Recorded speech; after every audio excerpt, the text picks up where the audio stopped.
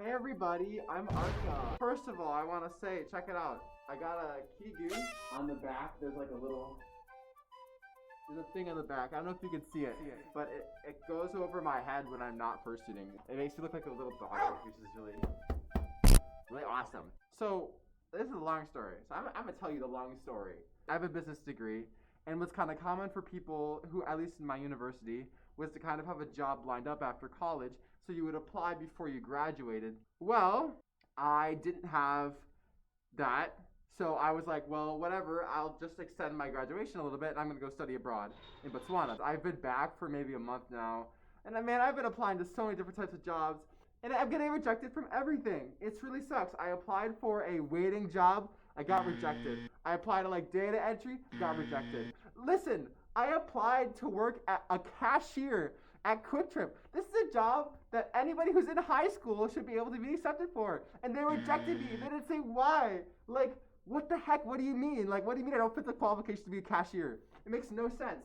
And then something that also like really frustrates me as well is I feel like up until this point in my life, I've been doing everything I was supposed to. Like, I feel like I've been going above and beyond. People say, oh, Arka, you're such a good boy. You're going to do so great in life. You know, I followed all the instructions. I did what I was supposed to do. Like, I got a degree in business because people told me it would get me the best job the easiest way. So I was like, okay, fine. I want to make money so I can go to FurryCon. So that's what I did. That's why I got a business degree.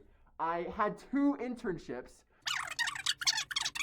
It feels like when you're playing red light, green light in Squid Game, and you're like, oh, I'm doing so good, like I'm doing so perfect, you're about to finish, and then this freaking Thanos comes and pushes you over, and then you die. Like, oh, I'm screwed. I don't know why. I don't know what I did. I've literally started asking them in interviews. I'm like, hey, I want feedback. Please tell me how I did in my interview. And like, I made a form. I made a freaking. This is how serious it is. And everyone's always like, oh, Arka, you're perfect. Peace, and then leave and not say why. I've gone to the like campus resources, and they're like, and I'm like, hey, fix my resume. Like, what am I doing wrong? Like, oh my god, no, Arka, your resume is perfect. Like, you have all this experience. I'm getting hit with these 2 different sides of like, Arka, you've hit all the correct steps, and then everyone just doesn't want to hire me, and they don't say why. There's no reason. It's like the biggest secret. Why isn't Arka getting hired? Who knows? Like, I don't want to sound entitled. I don't want to sound like I deserve anything, but it just is really disheartening when you've been told all your life that you're like ahead of the curve, and then it just feels like you've been pushed off the cliff, and there's nothing you can do about it. You're just like, oh, okay.